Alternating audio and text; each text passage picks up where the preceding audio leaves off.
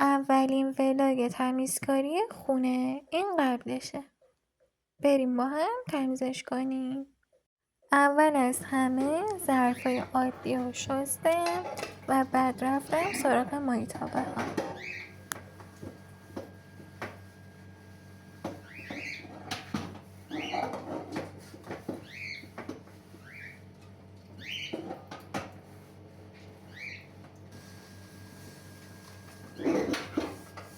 بچه یه تایم کوتاهی گذاشتم که حالا صدای شستن و صدای پرندن که میاد و صدای پمپ رو بشنوین، صدای ویدیو اصلی. حالا اومدم یه توضیح بهتون بدم. من این مدلیم که کل کارای آشپزخونه رو که انجام دادم قشنگ آشپزخونه مرتب شد، یعنی به 2 روز نمیکشه دوباره من همین حجم از ظرف رو دارم. شما هم اینجوری یا نه؟ این پایین واسم بنویسین. کلا بخوام یه غذا یه چیزی درست کنم خیلی ظرف استفاده میکنم. اینه که باید این همه هشتاری ظرف بشوره.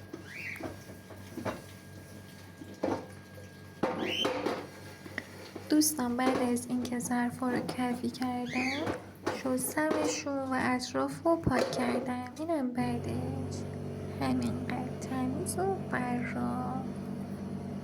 از اونجایی که من توتی عروس دارم پس باید این دونه ها رو داخل این بطری بریزم.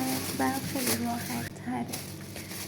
حالا به جای اینکه قیف بیارم و پلاستیک رو بخوام سوراخ کنم، من اینجوری دونه ها رو وارد بطری کردم. اینا رو میریزم تو بطری چون خیلی برام راحت تره وقتی که میخوام جای دونهشون رو پر کنم. اینجوری ریختم توی بطری. کانه کوچولو کثیف کاری داشت، یکم دونه این ور ریخت که حالا جمعش کرد. بعد از ریختن دونه ها رفتم سراغ یه کوچولو قند که تو خونه بود، اونم برداشتم ریختم توی قندون و تدا. بعدش هم که یکم دیگه شکر داشتیم ریختم توی شکر پاش و اینم از این.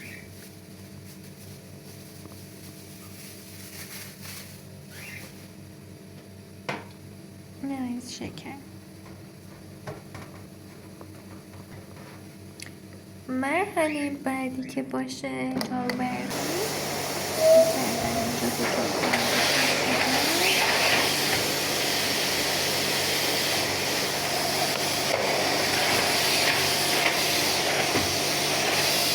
اینم که دیگه بعدشه.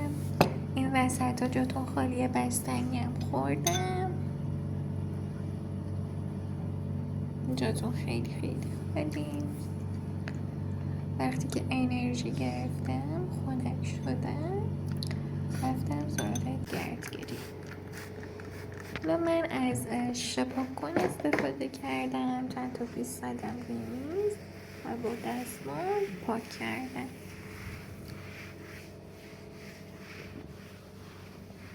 هم میز چلو مبلی، هم میز عسلی و هم میز تیوی.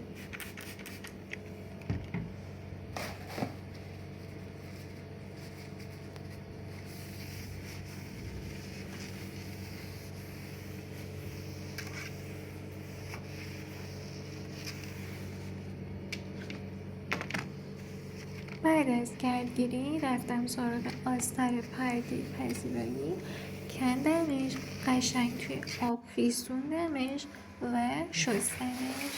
این بود از ولاگ تمیزکاری امروز من. لطفا سابسکرایب کن و لایک این ویدیو فراموش نشه.